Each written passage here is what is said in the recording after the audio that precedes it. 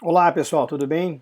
Esse aqui é o terceiro vídeo sobre a questão da saúde periodontal, da saúde gengival, né? Quem tiver interesse, aconselho que assista o vídeo 1 e o vídeo 2 para poder entender melhor essas explicações que eu estou dando aqui a respeito de como manter, como cuidar da sua saúde gengival. Vamos continuar aqui nos slides. Eu fiz 3 vídeos exatamente, estou aqui nesse terceiro vídeo para que não fique muito longo e você possa assistir aí de acordo com a sua conveniência. Então vamos voltar aqui para a apresentação. Eu já havia falado para vocês, né, o que era periodontia, o que era placa bacteriana, como é que a placa se forma, o que era perda óssea, que a placa levava a formar as perdas ósseas, inflamações gengivais. Agora eu gosto de explicar uma coisinha a mais aqui, que é importante também, para a gente entender que tem mais de um tipo de perda óssea, né? Então o que a gente está falando até agora é a perda óssea inflamatória. O que é isso? É uma doença. Você imagina que é o resultado, né, de uma higienização que não foi muito boa versus a qualidade da saliva. Por quê? Porque às vezes a higienização nem é tão ruim, mas a qualidade da saliva joga contra, né? Isso aí está lá no segundo vídeo explicando direitinho. Aqui você vai ter uma inflamação, você vai ter um sangramento, vai ter a formação das bolsas, né? A questão de bolsa periodontal e sulco gengival, que é o saudável, está lá no primeiro vídeo.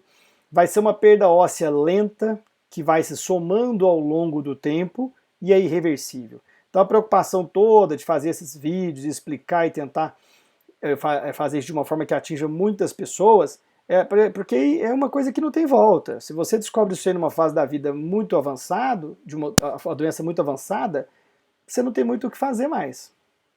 Normalmente é assintomática, ou seja, você vai tendo essas perdas ósseas de forma inflamatória e sem saber, sem doer. O único sinal que chama atenção, que é importantíssimo, que é o sangramento. A gente já falou também como tem que ficar atento ao sangramento. E se você descobre muito tarde, traz um prejuízo muito grande, como eu já falei, e muito difícil de ser reparado, né? Existe uma perda óssea também ligada ao trauma, certo? Essa informação aqui, ela teve uma alteração, né? Na verdade, isso aqui é uma coisa que eu já tenho montado há muito tempo, que a gente antes dava muita ênfase na questão da força da escovação, na escova dura. Isso por si só não é o suficiente para causar o trauma. A gente hoje sabe, tem vários novos estudos mostrando que sim, claro, eu não posso usar escova dura, eu não posso fazer força demais na escovação. Mas não é só isso, né? Então eu vou mostrar aqui que a perda óssea inflamatória vai diferenciar um pouquinho da traumática, e que na traumática vai ter relação com força na escovação, vai ter relação com a questão de bruxismo, de apertamento, vai ter relação com a questão da alimentação ácida, por exemplo, os isotônicos, os energéticos, né? E as dietas que tem muito alimento ácido, muito limão. Então, a questão aí de perda óssea por trauma, o estudo aprofundou. Tá? Aqui está um pouco mais superficial, mas o que eu quero que vocês entendam é que a gente tem que achar um meio termo, né? Ou seja, eu tenho que higienizar bem, eu não posso traumatizar os tecidos, eu tenho que cuidar da alimentação, eu tenho que ver se eu não estou com hábitos parafuncionais, que é o bruxismo, o apertamento. Tudo isso é complexo, é multifatorial e vai levar à perda óssea. Mas basicamente, né, quando você perde osso aqui de forma traumática, digamos assim, independente da causa em si do trauma, você não tem sangramento, você não tem inflamação, você não tem bolsa periodontal. Lembra a história da bolsa? A bolsa é nada mais do que o seu osso sendo reabsorvido, diminuído, sua gengiva lá em cima. Aquela história que eu falei da canaleta do boliche, né? Da canaleta que está rasa e vira uma cratera profunda. Esse caso aqui eu vou mostrar numa imagem mais fácil de entender.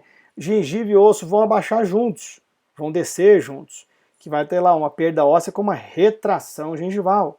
E vão ser formadas, né, as chamadas lesões cervicais não cariosas. O que é isso? É uma lesão, ou seja, o seu dente foi danificado numa região chamada cervical, que é, digamos, entre aspas, o pezinho do dente, ali é onde o dente emerge da gengiva, e não foi cárie que causou. Por isso que é lesão cervical não cariosa. Esse conceito também já está sendo modificado, né, que é a abrasão, erosão e abfração. Esse aqui eu não vou entrar, é uma coisa mais técnica, mas para vocês entenderem o que leva a essas lesões hoje é multifatorial, ligado à alimentação, ao apertamento, alguns hábitos do próprio paciente. Normalmente gera muita sensibilidade, porque você vai ter um pouco da sua dentina, lembra aquele conceito da dentina que está lá no primeiro vídeo? Exposta. A dentina não é feita para estar no meio bucal. Quem que tem que estar exposto é o esmalte, que é aquela camada azulzinha daquele primeiro vídeo que eu mostrei lá, que é a parte mais dura do organismo, mais mineralizada. O esmalte é praticamente impermeável. Ele não gera, você não vai ter sensibilidade com esmalte. Agora, quando você tem a dentina, que é cheia de canalículo, cheia de túbulo, e aqueles canais fazem contato lá com o nervo, isso vai te dar a chamada hipersensibilidade dentinária. É a hora que a pessoa reclama de um arzinho, tá dolorido, uma água gelada, um doce, qualquer coisa assim vai dar sensibilidade. Aqui você tem técnicas para correção, que está ligada à cirurgia, está ligada à restauração, mas antes de tudo, o ideal, obviamente, é um bom diagnóstico, entender de onde está vindo aquilo, por que está acontecendo aquilo, senão você vai voltar a ter tudo de novo. Então aqui, como eu falei, a imagem ela retrata melhor do que o texto, né? Então o que nós temos aqui do lado esquerdo é a questão da doença periodontal mesmo, ó. Você vê lá aquele gráfico no início lá, tá vendo uma coisa cinza com uma marcaçãozinha lá de vários linhas, aquilo lá que a gente chama de sonda. Aquela sonda, cada linhazinha daquela é 1 milímetro. O que lá está dizendo para mim? Se eu colocar a sonda lá, entrar com a sonda naquele espacinho que eu falei entre a gengiva e o dente, na hora que der ali 1 milímetro, 2 milímetros, 3 no máximo, eu vou sentir resistência.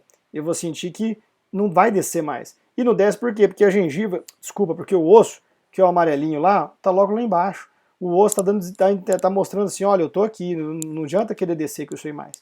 Quando a gente vai ter na perda óssea e a sua gengiva fica mascarando, escondendo essa perda do osso, na hora que a gente faz esse processo de sondar, de procurar onde é que está o osso, aquele instrumento entra por completo. Você vê lá naquela imagem ainda superior do lado esquerdo, no desenho, na imagem número 4, que a sonda, ó, entrou lá dentro, todinha, 10 milímetros, 1 centímetro. Está dizendo o quê? Que na verdade não existe osso ali mais.